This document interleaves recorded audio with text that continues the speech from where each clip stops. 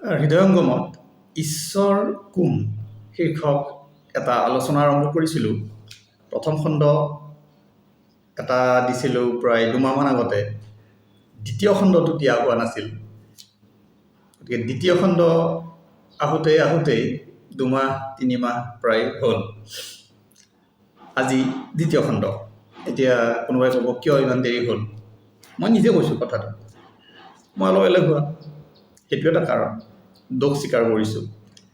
আৰু যদি সকলো ঈশ্বৰৰ মতেই হয়, যদি ঈশ্বৰৰ পৰিচালনাতে গোটেইখিনি হৈছে, ইফ এভৰিথিং ইজ ডিটাৰমাইণ্ড, ডেষ্টিনি মতে চব হয়, তেতিয়াহ'লে আমাৰ এই দোষবিলাক আমাৰ দোষ নহয়। যদি ভগৱানৰ ইচ্ছামতেই সকলো কাম হয়, গতিকে মোৰ যে দেৰি হ'ল সেইটো ভগৱানৰে ইচ্ছা, ঈশ্বৰৰে ইচ্ছা, সেইটো মোৰ দোষ নহয়, ঈশ্বৰৰ দোষ। প্ৰথমতে স্পষ্টীকৰণটো দি ল'লোঁ। এতিয়া আহিছোঁ মূল বিষয়লৈকে। প্ৰথমখিনি ধেমালি। প্ৰথম খণ্ডত আমি আলোচনা কৈছিলোঁ তেতিয়া যে আমি প্ৰথমতেই যাম ভৱিষ্যতলৈ। প্ৰথম খণ্ডৰ মূল সাৰাংশটো চাই ল'ব পাৰে, প্ৰথম খণ্ডটো, যদিও ভালেকেইদিন পুৰণা হ'ল যদি চোৱা নাই। প্ৰথম খণ্ডত আমি আলোচনা কৰিছিলোঁ, কথাটো এটা কল্পনা কৰি লৈছিলোঁ যে আমি যদি কেইহাজাৰমান বছৰ পিছৰ ভৱিষ্যতৰ পৃথিৱীখন কল্পনা কৰোঁ, য'ত আমি মানুহবোৰ নাথাকোঁ, মানুহে সৃষ্টি কৰা ৰবট, আৰ্টিফিচিয়েল ইণ্টেলিজেঞ্চবোৰেই পৃথিৱীত থাকে, সম্ভাৱনা আছে সেইটো হোৱাৰ, আমি সেইটো অনুমান কৰিব পাৰোঁ, কল্পনা কৰিব পাৰোঁ। তেতিয়া তেওঁলোকৰ মাজত যদি এই প্ৰশ্নটোকে আহে, ঈশ্বৰ কোন, সৃষ্টিকৰ্তা কোন, আৰু তেওঁলোকৰ মাজত যদি সেই দ্বন্দ্বটো আহে, কোনোবাই হয়তো ক'ব আমি প্ৰকৃতিয়ে আমাক সৃষ্টি কৰিছে, আৰু হয়তো কোনোবাই ক'ব আমাক কোনোবাই সৃষ্টি কৰিছে, কোনোবা আছিল, তাৰ তেওঁলোকে হয়তো প্ৰমাণ পাব, এভিডেঞ্চ পাব, তেওঁলোকে আমাক মানুহক তেওঁলোকে হয়তো তেওঁলোকৰ সৃষ্টিকৰ্তা বা ঈশ্বৰ বুলি ভাবিব। সেই বিষয়ত এটা আলোচনা কৰিছিলোঁ। মূল কথাখিনি মই কৈ থৈছোঁ। এতিয়া আমি দ্বিতীয় খণ্ডত যাওঁ। দ্বিতীয় খণ্ড আৰু পাৰিলে শেষ খণ্ড আদি ঈশ্বৰৰ সন্ধানত আমি অতীতলৈ যাম। প্ৰথমতে কেইহাজাৰমান বছৰ, কেইলাখমান বছৰ অতীতলৈ যাম, আৰু সেই কথাখিনি আলোচনা কৰি বৰ্তমানলৈকে আকৌ ঘূৰি আহিম। প্ৰথম যাওঁ আমি অতীতৰ কিছু ভাৰতীয় বিশ্বাস বা যিটো মাইথলজিকেল যিবিলাক কাহিনী, পৌৰাণিক কাহিনী, কিছুমানে মাইথলজি বা মিথ শব্দটো কিছু ক্ষেত্ৰত আপত্তি কৰে, হয়, কেৱল সকলো কাহিনীকে মিথ বুলি কৈ দিয়াটো সঠিক নহ'বও পাৰে। ৰামায়ণ মহাভাৰতক কিছুমানে মিথ, মাইথলজি বুলি কয়, কিছুমানে কয় সেইটো আমাৰ হিষ্ট্ৰী, সেইটো প্ৰমাণ আছে আৰু সেয়া সত্য। যিয়ে হওক, আমি সদ্যহতে যিকোনো শব্দ টাৰ্ম হিচাপত ব্যৱহাৰ কৰি মাইথলজি ব্যৱহাৰ কৰোঁ, যিয়ে কৰোঁ। আমি বেদ, ৰামায়ণ মহাভাৰত, অন্য ক্ষেত্ৰত যিবিলাক ভাৰতীয় বিশ্বাস বা তথ্য কাহিনী, তাৰ আধাৰত যদি ভগৱানক আমি চাওঁ, তাত প্ৰায় ক্ষেত্ৰতে ভগৱান, দেৱতা ইত্যাদিৰ বিভিন্ন কাহিনী বৰ্ণনা কৰা আছে। আৰু তাত কি হয়, প্ৰায় ঈশ্বৰ কোনোবা অন্য এখন জগতত থাকে বুলি বিশ্বাস কৰিছিল, বা তাৰ কাহিনী বা তাৰ প্ৰমাণ আছিল। ঈশ্বৰসকল, ভগৱান, যি নামেৰে কওক, তেওঁলোক অন্য কোনোবা এঠাইত থাকে, ক'ৰবাত কোনোবাই স্বৰ্গ কৈছে, কিবা কৈছে, যে পৃথিৱীৰ নহয়, ওপৰৰ পৰা তেওঁলোক নামি আহে, অৰ্থাৎ তেওঁলোকৰ এখন অন্য জগত থাকে। কিছু বেদ পুৰাণ আদিত অন্য কাহিনীবোৰ বেলেগ বেলেগকৈ বৰ্ণনা কৰা হৈছে। ক'ৰবাত বেলেগ বেলেগ লোক বুলি কৈছে, ব্ৰহ্মালোক, বিষ্ণুলোক, শিৱলোক, এনেকৈ প্ৰতিজন ভগৱানৰ, যেনেকৈ ব্ৰহ্মাক সৃষ্টিকৰ্তা বুলি কৈছে, বিষ্ণু পালনকৰ্তা, শিৱ ধ্বংস কৰা, প্ৰতিজনৰে এটা এটা ৰোল আছে, অৰ্থাৎ ডিপাৰ্টমেণ্ট তেওঁলোকৰ এটা আছে, তেওঁলোকৰ নিজৰ নিজৰ ৰেছপনচিবিলিটি আছে, আৰু তেওঁলোকৰ নিজৰ নিজৰ এখন জগত আছে বুলি কল্পনা কৰিছিল। তেওঁলোকৰ তাৰ পৰাই পৃথিৱীত আহিছিল, তেওঁলোকেই গোটেই ব্ৰহ্মাণ্ড সৃষ্টি কৰিছিল, ব্ৰহ্মাই, বা মানুহ সৃষ্টি কৰিছিল। গতিকে ভাৰতীয় কাহিনী মতে আমি মোটামুটিকৈ আমাৰ সেই কথাবিলাক জানো। সৰগৰে দেৱতাসকলৰ কথা বেলেগকৈ কোৱা হয়, ব্ৰহ্মা বিষ্ণু মহেশ্বৰ বা ইত্যাদি দেৱ দেৱীৰ কথাৰ লগতে দেৱতাসকল আছে ইন্দ্ৰ বৰুণ ইত্যাদি। গতিকে তেওঁলোক কি সেইটোৰো অলপ ধাৰণা এটা আমি চিন্তা কৰিম যে দেৱতাসকল কোন। আমাৰ ভাৰতীয় কাহিনীবিলাকতো ভগৱান আৰু দেৱতাৰ অলপ পাৰ্থক্য ৰাখিছে, অৰ্থাৎ দেৱতাসকল আমাতকৈ ওপৰৰ কোনোবা এটা শ্ৰেণীৰ শক্তিশালী কোনোবা এটা, দেখাত মানুহৰ দৰেই যিবিলাক বৰ্ণনা আছে ইন্দ্ৰ বৰুণ যি হওক। মানে আমি যদি আজিৰ চিন্তাৰে চাওঁ, অলপ বৈজ্ঞানিক চিন্তাৰে চাওঁ, সেই যে দেৱতাসকল কোন আছিল, মানুহতকৈ উন্নত খাপৰ কোনোবা প্ৰাণী, কোনোবা এটা জীৱ যাৰ শক্তি বুদ্ধি বৃত্তি বা বিজ্ঞান প্ৰযুক্তি মানুহতকৈ বহুত ওপৰত আছিল। তেওঁলোকৰ শক্তিৰে প্ৰযুক্তিৰে যেনেকৈ হওক ওপৰৰ পৰা আহি পৃথিৱীত আহিব পাৰিছিল। তেওঁলোকৰ এখন অন্য জগত আছিল, অন্য জগত হয়তো তেওঁলোকৰ অন্য গ্ৰহ, অন্য এখন কি হ'ব পাৰে, গেলেক্সি এটা হ'ব পাৰে, বেলেগ এখন ইউনিভাৰ্চ হ'ব পাৰে। তেওঁলোকৰ হাতত সেই হয়তো কি হ'ব, বৈজ্ঞানিক জ্ঞান শক্তি তেওঁলোকৰ ইমান উন্নত আছিল যে তেওঁলোকে অনায়াস বহুত দূৰ ট্ৰেভেল কৰিব পাৰিছিল। টাইম স্পেচ তেওঁলোকৰ কাৰণে হয়তো সাধাৰণ কথা আছিল ট্ৰেভেল কৰা এইটো। গতিকে যদি সেইবিলাক সত্য বুলিও ধৰোঁ আমি, সেই দেৱতাসকল আছিল মানুহতকৈ উন্নত খাপৰ কোনোবা এটা প্ৰাণী। তেওঁলোকতকৈ ওপৰত আছিল আকৌ ভগৱানসকল, ঈশ্বৰসকল কাহিনী মতে। তেওঁলোকৰ স্থান আৰু হয়তো অন্য ক'ৰবাত আছিল। গতিকে আমি যদি ভাৰতীয় বিশ্বাস মতেও চাওঁ, সেই শক্তি অনুযায়ী বা জ্ঞান বিজ্ঞান প্ৰযুক্তি অনুযায়ী এটাতকৈ এটা ওপৰৰ খাপৰ কোনোবা জীৱ, কোনোবা এটা প্ৰাণী, প্ৰায় মানুহৰ দৰে দেখি কিন্তু মানুহতকৈ বহুত বেছি শক্তিশালী ক্ষমতাশালী। এই একেটা কনচেপ্টেই বিভিন্ন সভ্যতাত বিভিন্ন দেশত প্ৰায় মিল আছে। এই যে ভাৰতীয় দেৱ দেৱী দেৱতাসকলৰ যিটো বৰ্ণনা, প্ৰায় একেখিনি বৰ্ণনাই অন্য দেশত, গ্ৰীক সভ্যতাটো প্ৰায় একে, নামবিলাক বেলেগ বেলেগ হয়। এই ভগৱান বা দেৱতাসকলৰ নামবিলাক বেলেগ, বহুত সাদৃশ্য কৰ্মৰাজিত দেখাত, যিবিলাক আমি এভিডেঞ্চ পাওঁ শিলালিপি বা প্ৰাচীন মাটিৰ ফলিত ইত্যাদিত যিবিলাক ছবি তবি অঁকা আছে। আমি যদি চাওঁ ভাৰতীয় দেৱ দেৱী আৰু গ্ৰীক দেৱ দেৱী, ইজিপ্তৰ দেৱ দেৱী বহুত মিল আছে। আৰু তেওঁলোকে আলোচনা কৰিতো এইবিলাক লিখা নাছিল, চবে নিজৰ নিজৰ দৃষ্টিভংগীৰে বা নিজে যিটো দেখিছে, যি প্ৰমাণ পাইছে সেইবিলাকেৰে সেই ছবিবিলাক আঁকিছিল। অৰ্থাৎ সেই পৌৰাণিক কথাবোৰৰ পৰা আমি এটা কথা গম পাওঁ যে কোনোবা নহয় কোনোবা পৃথিৱীলৈ আহিছিল। তেতিয়া মানুহৰ লগত, পৃথিৱীৰ লগত তেওঁলোকৰ ডাইৰেক্ট কমিউনিকেশ্যন আছিল, কণ্টেক্ট আছিল। তেওঁলোকে মানুহক হেল্প কৰিছিল আহি, যেতিয়ালৈকে মানুহে জ্ঞান বুদ্ধি হ'ল। তাৰ আগত সৃষ্টি কৰাটো হয়তো তেওঁলোকৰ কিবা হাত আছিল নিশ্চয়। মানুহক সৃষ্টি কৰা যিটো কাহিনী আছে আমাৰ ভাৰতীয় কাহিনী মতেও বা অন্যান্য ধৰ্ম পিছত আহিল, তথাপি ধৰ্মীয় যিবিলাক কাহিনী তাৰ আধাৰতো যদি চাওঁ, ক'ৰবাত সেই সৃষ্টিৰ কাহিনীবিলাকো কিন্তু ভগৱানে যেনেকৈ সৃষ্টি কৰা কাহিনীবিলাকৰো ক'ৰবাত মিল আছে। ভাৰতত কোনোবাই মনু বুলি কৈছে আৰম্ভণিৰ মানুহজনক, ক'ৰবাত আদম বুলি কৈছে কোনোবা এটা বিশ্বাস মতে। কোনোবা ঈশ্বৰে এই ব্ৰহ্মাণ্ডখন সৃষ্টি কৰা বুলি কৈছে।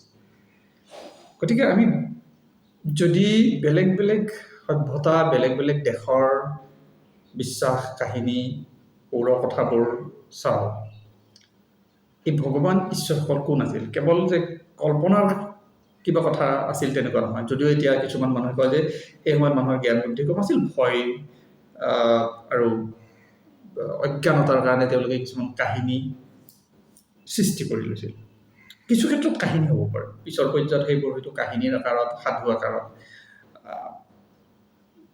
প্ৰসাৰ হ'ল।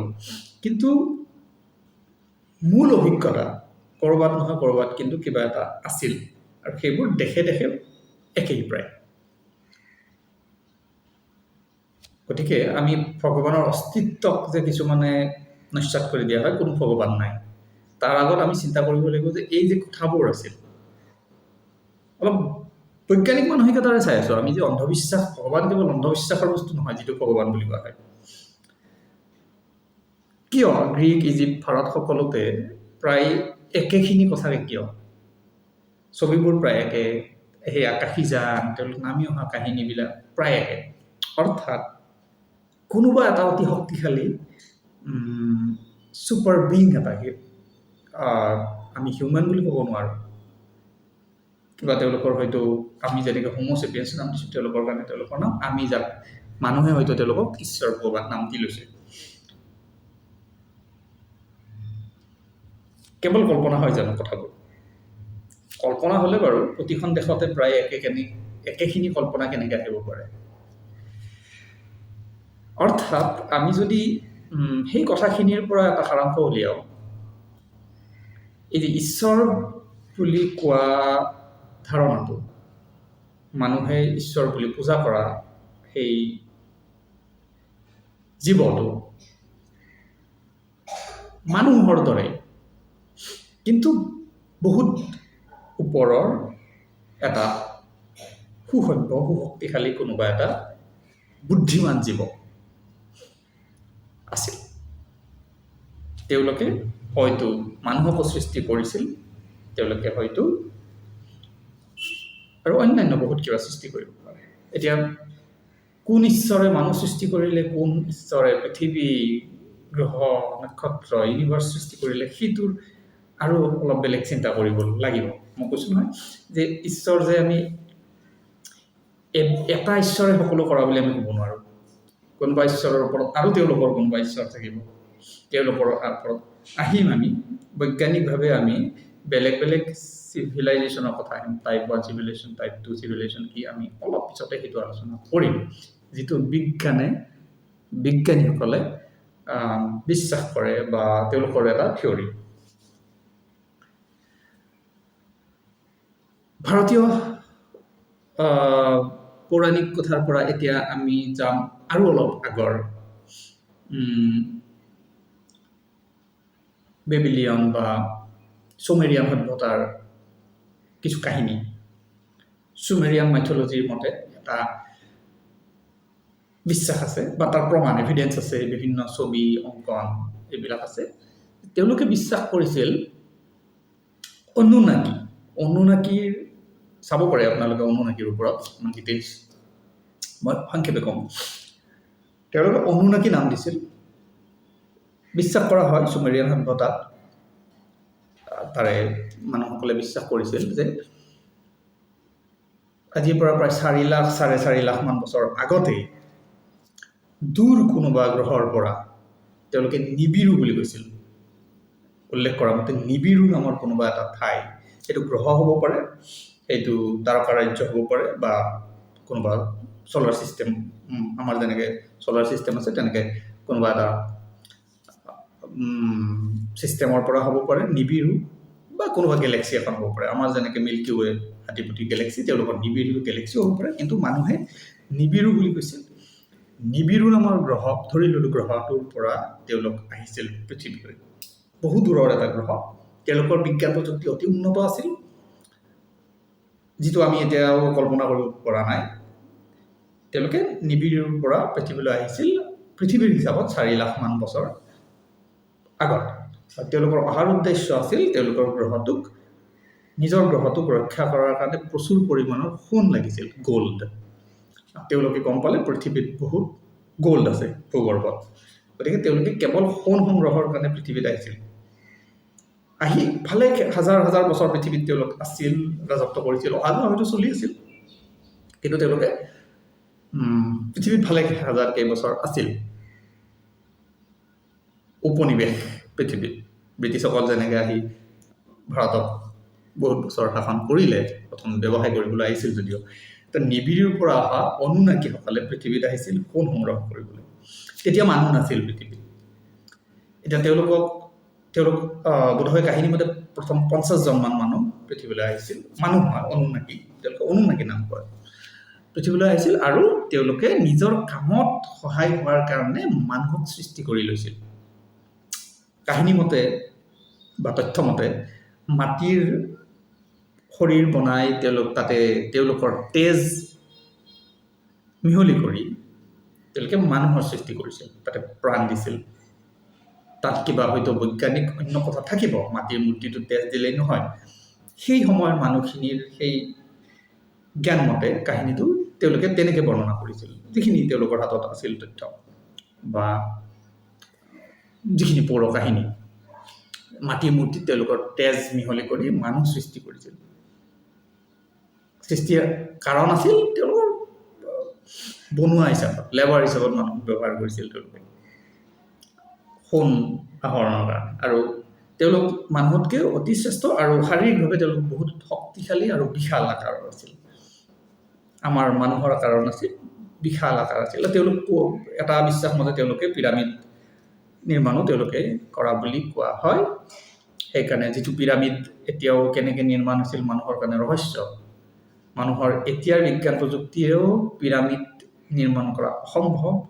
গতিকে সেই সময়ত বা হাজাৰ হাজাৰ লাখ লাখ বছৰ আগত কেনেকৈ পিৰামিড সৃষ্টি হৈছিল আমি এতিয়াও বুজি পোৱা নাই। কিন্তু কোৱা হয়, বিশ্বাস কৰা হয় যে অনুনাকিসকলে সেই পিৰামিড সৃষ্টি কৰি তেওঁলোকৰ কাৰণে সহজ আছিল। তেওঁলোক অতি শক্তিশালী আৰু বিশালকায় প্ৰাণী আছিল। পিৰামিড হয়তো তেওঁলোকৰ বিজ্ঞান প্ৰযুক্তিৰ কাৰণে কিবা টাৱাৰ, এতিয়াও বহুতে কয় পিৰামিড হ'ব পাৰে কিবা এনাৰ্জি টাৱাৰ হিচাপে কোনোবাই ব্যৱহাৰ কৰিছিল, হয়তো দূৰ গ্ৰহ নক্ষত্ৰৰ লগত সম্পৰ্ক স্থাপনৰ কাৰণে হওক, কিবা এনাৰ্জি কালেকশ্যনৰ কাৰণে হওক পিৰামিড তেওঁলোকে নিৰ্মাণ কৰিছিল বুলি কিছু গৱেষকে বিশ্বাস কৰে। গতিকে এই যে অনুনাকিসকল পৃথিৱীত আছিল, তেওঁলোকৰ আয়ুস হাজাৰ হাজাৰ বছৰ আছিল। তো যিহওক ফাইনেলি তেওঁলোকে গ'ল কালেক্ট কৰিলে, মানুহক নিৰ্মাণ কৰিলে আৰু মানুহক জ্ঞান দিলে। তাৰপিছত তেওঁলোক নিজৰ ঠাইলৈ উভতি গ'ল। আৰু বহুতে এতিয়াও সেইটো দাবী কৰে বা বিশ্বাস কৰে যে অনুনাকিসকলে এতিয়াও আমাক কণ্ট্ৰল কৰি আছে পৃথিৱীত। গতিকে আমাৰ সম্পূৰ্ণ জীৱন, আমাৰ কৰ্মৰাজি, আমাৰ জ্ঞানৰ বিকাশ ইত্যাদি অনুনাকিৰ দ্বাৰাই পৰিচালিত হৈ আছে। তেওঁলোকে যদিও মানুহক সৃষ্টি কৰি গুচি গ'ল, তেওঁলোকে এতিয়াও তাৰ পৰা নিৰীক্ষণ কৰে আৰু মাজে মাজে তেওঁলোকে আহে বুলিও কিছুমানে বিশ্বাস কৰে। তেওঁলোকে হয়তো আমাক দেখা দিয়া নাই, তেওঁলোকে আহে। তেওঁলোকে আমাক চাবলৈ পৃথিৱীত তেওঁলোকৰ প্ৰযুক্তি বা বিজ্ঞান ইমান উন্নত যে তেওঁলোকে পৃথিৱীত আহি আমাক চাব দৰকাৰ নাই। তেওঁলোকে সৌৰজগতত আহে, আহি আমাক নিৰীক্ষণ কৰি ওলাই গুচি যায়। হয়তো অন্য ঠাইতো তেওঁলোকৰ তেনেকুৱা পৰিৱেশ আছিল। আমি কেৱল পৃথিৱীৰ কথাহে জানিছোঁ। হয়তো অন্য গ্ৰহতো তেওঁলোকৰ তেনেকুৱা গ'ল কালেকশ্যনে হওক বা অন্য কাৰণতে হওক। আৰু তেওঁলোকে হয়তো এনেকুৱা এক্সপেৰিমেণ্ট হ'ব পাৰে যে আমি যেনেকৈ ৰবট বনাই আছোঁ, AI বনাই আছোঁ, তেওঁলোকৰ কাৰণেও এক্সপেৰিমেণ্ট হ'ব পাৰে। নতুন এনেকুৱা আমি হয়তো তেওঁলোকৰ কাৰণে আৰ্টিফিচিয়েল ইণ্টেলিজেঞ্চেই হয়। আমিহে ভাবি আছোঁ নিজে জীৱশ্ৰেষ্ঠ কিবা বুলি। তেওঁলোকে আমাক বনাইছিল তেওঁলোকৰ AI টুলছ হিচাপত, ৰবট হিচাপত কাম কৰিবলৈ। আৰু এটা সময়ত তেওঁলোকে নিজৰ গ্ৰহত হয়তো গ'ল, বা তেওঁলোকৰ যিহেতু সমৰ্থ শক্তি বহুত বেছি, পৃথিৱীয়েই নহয় তেওঁলোকে অন্য গ্ৰহতো তেওঁলোকৰ কাম কাজ হয়তো চলাই আছে। এইটো এটা বিশ্বাস। অন্য এটা বিশ্বাস মতে কোৱা হয় যে অনুনাকিসকলে বোধহয় চিম্পাঞ্জীৰ দেহত নিজৰ DNA মিক্স কৰি পেলাই মানুহ ডেভেলপ কৰিছে। তেতিয়া মানুহ নাছিল পৃথিৱীত। ইতিমধ্যে অন্য জীৱ জন্তু, বান্দৰ, চিম্পাঞ্জী আছিল। তেওঁলোকৰ সৃষ্টিকৰ্তা কোন সেইটো আকৌ তেতিয়া বেলেগ প্ৰসংগ আহি যাব, কোনোবা অন্য হ'ব। মানুহ সৃষ্টি কৰি তেতিয়ালৈকে মানুহৰ বৌদ্ধিক বিকাশ ইমান হোৱা অসম্ভৱ আছিল। তেতিয়া বান্দৰে হৈ আছিল মানুহ নহয়, তেতিয়া বান্দৰ চিম্পাঞ্জী আছিল। আমি মানুহ, হিউমেন, হোম'চিপিয়েন্স একো নাম দিব নোৱাৰোঁ। কিন্তু তেওঁলোকে নিজৰ কামত আহিবলৈ, কাৰণ তেওঁলোকৰ ইনষ্ট্ৰাকশ্যন ফ'ল' কৰিবলৈও, কাম কৰাবলৈতো বুদ্ধিমান জীৱ এটা লাগিব তেওঁলোকক। আমাক যেনেকৈ বুজিব পৰা ৰবট এটা লাগে, তেওঁলোককতো ৰবট এটা লাগিব যিয়ে তেওঁলোকৰ মতে কাম কৰিব পাৰে। বান্দৰ চিম্পাঞ্জীয়েতো সেইটো নোৱাৰে, ভাষাৰ জ্ঞান নাই, বুদ্ধি বিকাশ ইমান হোৱা নাই, এতিয়াও একেই কথা। গতিকে তেওঁলোকে চিম্পাঞ্জীৰ দেহত নিজৰ DNA বা অন্যান্য পদ্ধতি কিছু ব্যৱহাৰ কৰি তেওঁলোকৰ সেই চিম্পাঞ্জীৰ পৰা মানুহ জন্ম দিলে। গতিকে মানুহ সেই ফালৰ পৰা চাব গ'লে এটা কোনোবা এটা বুদ্ধিমান জীৱৰ লেবৰেটৰীত ক্ৰিয়েট কৰা এটা প্ৰাণী। আমি প্ৰাকৃতিকভাৱে ইভলভ হোৱা, নেচাৰেলি যিটো ইভলিউশ্যন থিয়ৰী ডাৰউইন, সেইটোক ছাপৰ্ট নকৰে। বহুতে ইভলিউশ্যন থিয়ৰী কৰি বিশ্বাস নকৰে। বিজ্ঞানীসকলৰ মাজতো এইটোক লৈ বিভিন্ন প্ৰশ্ন আছে যে সঁচাকৈ আমি বান্দৰ চিম্পাঞ্জীৰ পৰা মানুহ হৈছিলোঁ।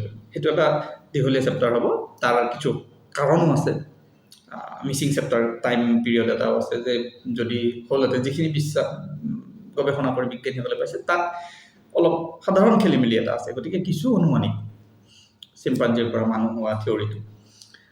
অ'কে, তো সেই কাহিনী মতে আমি কি পালোঁ, আমাৰ ক্ৰিয়েটৰ কোন হ'ল অনুনাকি, যাক এটা দৃষ্টিভংগীৰে আমি তেওঁলোকে ঈশ্বৰ বুলি ক'ব লাগিব, অনুনাকিসকলক। কিন্তু আচলতে তেওঁলোকে কি আহিছিল, কোনোবা গ্ৰহৰ পৰা অহা এটা বুদ্ধিমান প্ৰাণীহে আছিল। তেওঁলোকে নিজৰ স্বাৰ্থত আহিছিল, তেওঁলোকে নিজৰ স্বাৰ্থত আমাক সৃষ্টি কৰিছিল। তেওঁলোকক হয়তো কোনোবাই আকৌ সৃষ্টি কৰিছিল, আগতে সেইটো কথা কৈছোঁ। গতিকে অনুনাকিৰ কাহিনী আপোনালোকে চাব পাৰে, দীঘলীয়া এটা। এতিয়া এই যে বুদ্ধিয়ক প্ৰাণীবিলাকৰ কথা কৈ আছোঁ, মই আগতে এবাৰ উল্লেখ কৰিছোঁ চিভিলাইজেশ্যনৰ কথা। এতিয়া সেইটো এটা বৈজ্ঞানিক কথা দেই, এইটো কোনো পৌৰ কথা, পৌৰাণিক কাহিনী নহয়।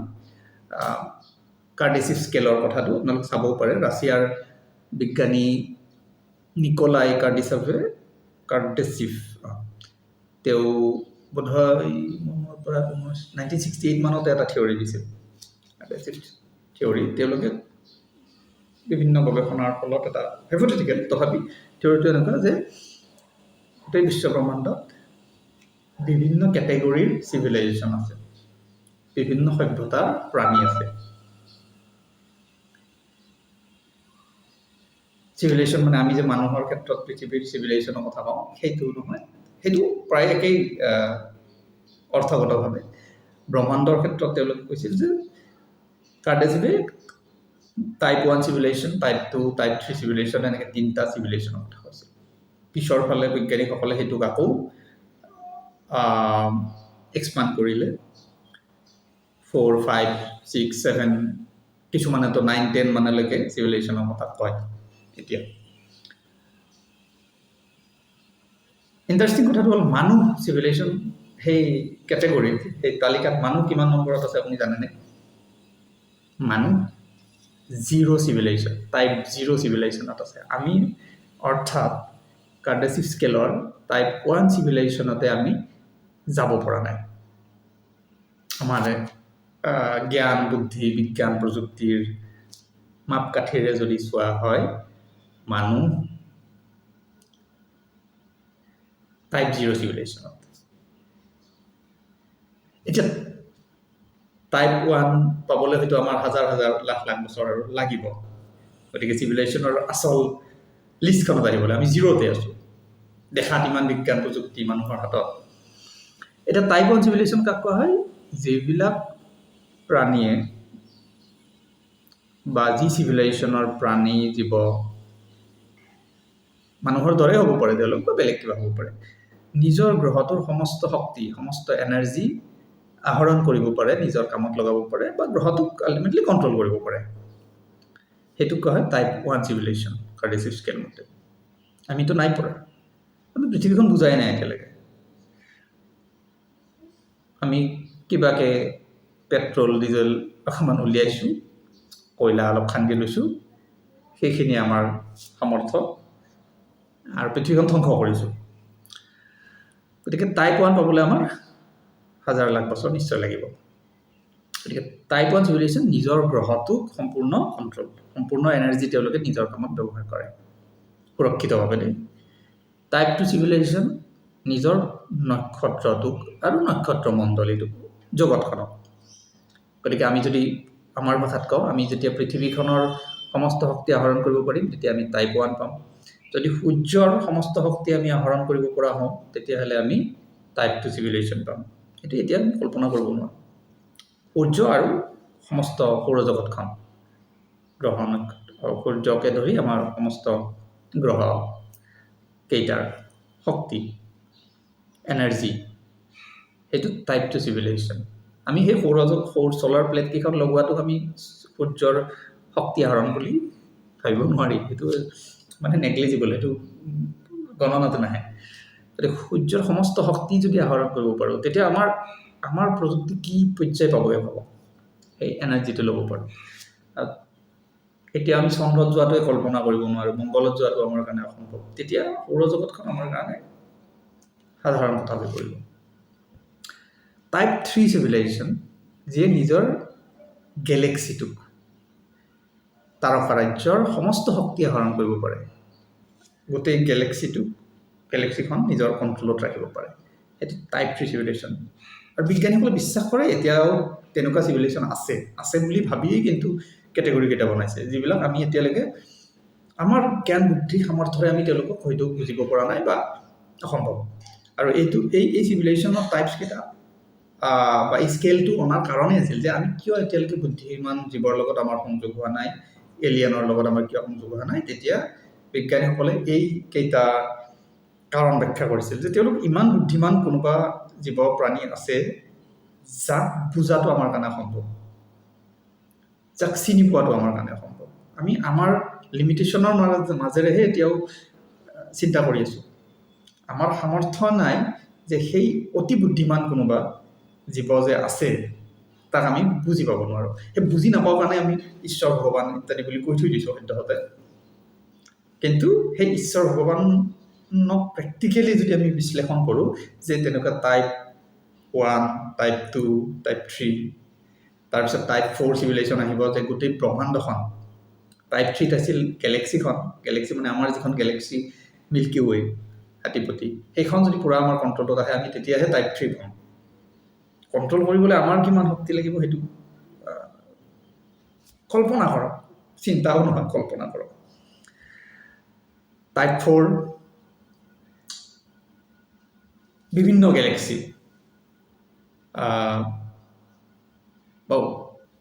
পুৰা ব্ৰহ্মাণ্ড, তাৰমানে বহুত গেলেক্সি লগ লাগি এখন ব্ৰহ্মাণ্ড হয় বুলি যিটো ধাৰণা, সেইমতে চিন্তা কৰা হৈছিল যে পুৰা ব্ৰহ্মাণ্ড এখনৰ কণ্ট্ৰল নিজৰ হাতত আহিব, পুৰা এনাৰ্জি। তাৰপিছত টাইপ 5 আহিব মাল্টি ইউনিভাৰ্ছৰ কণ্ট্ৰল আহিব।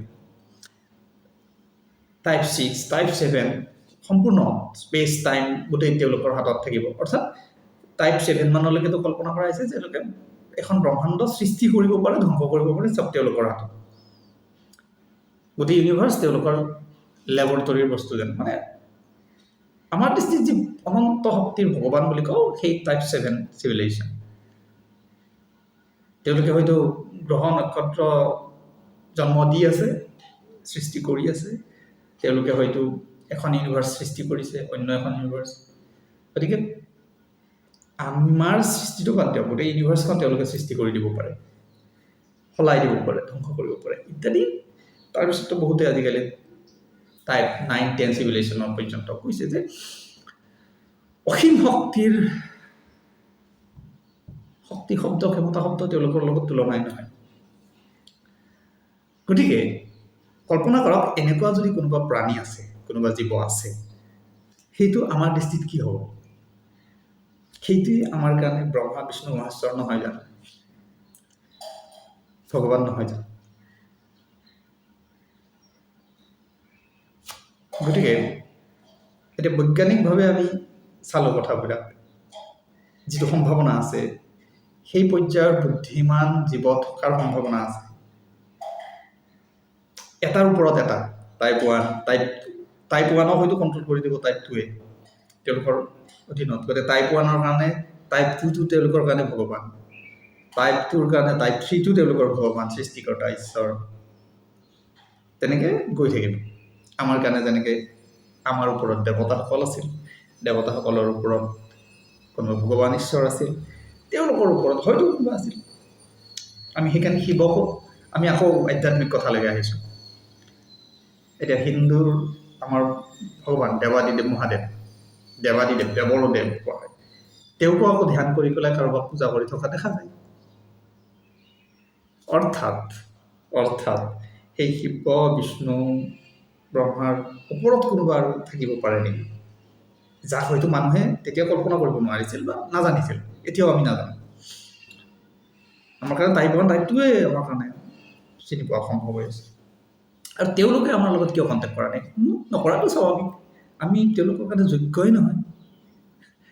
আমি ধূলিৰ সমানো নহয় তেওঁলোকে আমাৰ কাৰণে। আমি পোক পৰুৱা ভাইৰাছ বেক্টেৰিয়াবোৰ আমাৰ কাৰণে যেনেকুৱা, আমি তেওঁলোকক কিবা পাত্তা দিওঁ নেকি? আমাক তেওঁলোকে পাত্তাই নিদিয়ে। আমাক অস্তিত্ব তেওঁলোকে স্বীকাৰেই নহয়।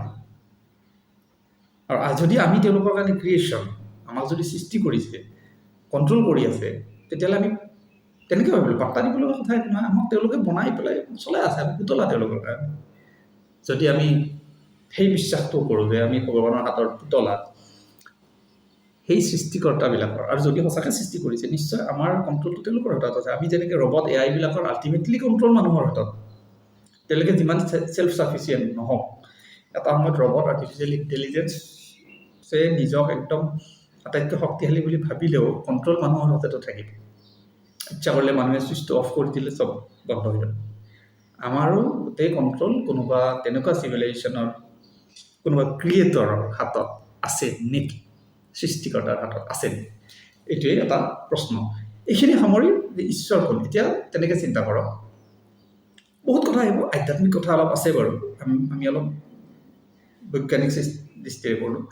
আধ্যাত্মিক কথাৰেও আমি চিন্তা কৰিব পাৰোঁ ঈশ্বৰৰ যিবিলাক কথা, কেৱল যে পূজা পাঠ। এতিয়া পূজা পাঠৰ কথাটো ধৰ্মীয় কথা, এইবিলাক বেলেগ বেলেগ ধৰ্মৰ পূজা। মই হিন্দুৰ পূজা বুলি কৈছোঁ, কোনোবাই অন্য ধৰণে কৰিছে। আল্টিমেটলি তেওঁলোকে কাক পূজা কৰিছে, সেই তেওঁলোকৰ সৃষ্টিকৰ্তা, যি নামেৰে নামকৰণ নকৰক।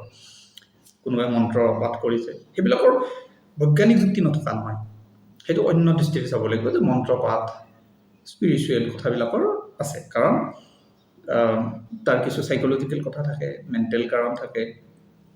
আৰু যদি কোনোবা সৃষ্টিকৰ্তাই আমাক সৃষ্টি কৰিছে, তাৰ লগত হয়তো আমি গম নোপোৱাকৈ এই মন্ত্ৰ পূজা পাঠৰ কিবা সম্পৰ্ক থাকিব পাৰে। মন্ত্ৰবোৰৰ ভাইব্ৰেশ্যনৰ কথা কয়, কিছু ক্ষেত্ৰত বৈজ্ঞানিক কথা আছে এইবিলাকত। সেই মিউজিকে যেনেকৈ আমাক হিল কৰে, মন্ত্ৰই তেনেকৈ হিল কৰিব পাৰে। তাৰ এনাৰ্জিটোৰ কথা, যিহেতু গোটেই ইউনিভাৰ্ছখন এনাৰ্জি, আল্টিমেটলি ইউনিভাৰ্ছখন কোৱাণ্টাম থিয়ৰী মতে ইউনিভাৰ্ছখন এটা এনাৰ্জি। গতিকে মন্ত্ৰৰ কাম থাকিব পাৰে, স্পিৰিচুৱেল কথা থাকিব পাৰে, কিছু ভগৱানক পূজা কৰিলে ভগৱান সন্তুষ্ট হয় হ'ব পাৰে। যদি কোনোবা আমাতকৈ ওপৰৰ ক্ৰিয়েটৰ, তেওঁলোকক পূজা কৰিলে তেওঁলোক আমাক মৰম কৰিব পাৰে। আমাক যদি কোনোবা ৰবট AI এটা আমাক পূজা কৰে, আমি হয়তো তেওঁলোকক অকণমান মৰমৰ চকুৰে চাম, সেইটো হ'ব পাৰে। সেইবিলাক বিশ্বাসৰ কথা।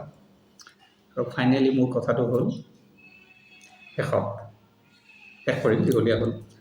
ভগৱানক আমি বিচাৰ কৰিলোঁ বিজ্ঞানিকভাৱে। শেষত আধ্যাত্মিক কথা এটা আমাক ভাৰতীয় বেদে শিকাই দিছে, ভগৱান নিজৰ ভিতৰতে আছে। অহম ব্ৰহ্মাণি, মই এই ব্ৰহ্মা। অসমীয়াতো আমাক গুৰুসকলে কৈ থৈছে, যত জীৱ তত শিৱ। ভগৱানক নিজৰ মাজত বিচাৰক। আৰু এটা কথা, অহম ব্ৰহ্মাণি তত্ত্বমসি, মই ব্ৰহ্মা তুমিও একেই। গতিকে কোনেও নিজে ভগৱান বুলি কেৱল অহংকাৰ কৰি বাকী মানুহক তুচ্ছ বুলি নাভাবিব যে মইহে কেৱল ভগৱান, অহম ব্ৰহ্মাণি, তুমি একো নহয়, তত্ত্বমসি, তুমিও একেই। প্ৰতিজন মানুহেই ঈশ্বৰ, প্ৰতিজনেই ভগৱান। আৰু আমি সেই ভগৱানৰ সৃষ্টি, কোনোবা ক্ৰিয়েটৰৰ যদি সৃষ্টি, আমাৰ মাজতো সেই সম্ভাৱনা আছে এটা সময়লৈকে আমি সেই শক্তি পোৱা। বহুতে কয় আমাৰ ভিতৰত সেই শক্তি আছেই, আমি তালৈকে যাব পৰা নাই। কিছুমান স্পিৰিচুৱেল গুৰুৰ এই শক্তি তেওঁলোকে আহৰণ কৰে মন মগজু ডেভেলপ কৰি। এইবিলাক অন্য অলপ বিষয় স্পিৰিচুৱেল কথাৰ ওপৰত আমি পিছত এদিন ভালকৈ আলোচনা কৰিম। কিন্তু শেষত এটাই কথা, নিজেও ভগৱান, প্ৰতিজন মানুহেই ভগৱান। ভগৱানক আপুনি বেলেগত বিচৰাতকৈ নিজৰ ভিতৰত বিচাৰক। আজিলৈ এইখিনিয়ে ঈশ্বৰৰ সন্ধানত চিৰিজটোৰ 2য় খণ্ডতে আজি শেষ কৰিলোঁ। ইয়াৰ পৰৱৰ্তী কিছু কথা আমি ৰিলেটেড কথা, আধ্যাত্মিক কথা আমি পিছত আলোচনা কৰিম। চাই যদি জনাব পাৰে মতামত, আৰু যদি এইবিলাক অপ্ৰয়োজনীয় কথা বুলি ভাবিছে তেতিয়াহ'লে উপায় নাই। মই মোৰ গীতাত কৃষ্ণই কোৱাৰ দৰে মই মোৰ কাম কৰিছোঁ, ফলৰ আশা নকৰোঁ। কোনোবাই যদি চাই ভাল পাম। গতিকে আজিলৈ ইমানেই। Thank U.